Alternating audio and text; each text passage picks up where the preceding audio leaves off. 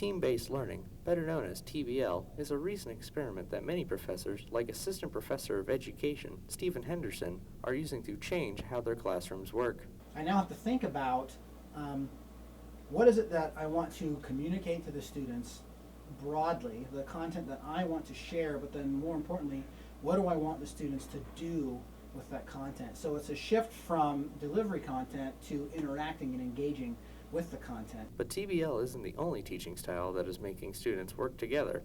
In the math department, some professors, like Assistant Teaching Professor of Mathematics Brianne Garrett, have been using a system called IBL for a few years. IBL is a way where students are given homework sets that have context in them, so they're reading some material, they're reasoning through some examples, and then they're trying problems on their own.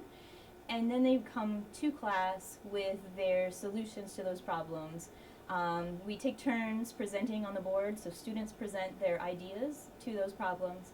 And then we go from there and try to see what instruction needs to be done. Even though TBL and IBL are different in some key ways, the common thread is that it builds a sense of community inside the classroom. I think that group work is a huge deal because one of the biggest ways to learn mathematics is to communicate it to somebody else.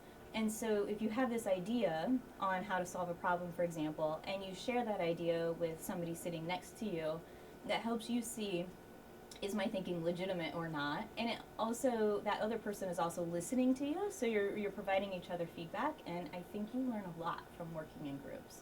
And anytime you get students collaborating and working together with people who are different from who they would normally communicate with, that's a good thing.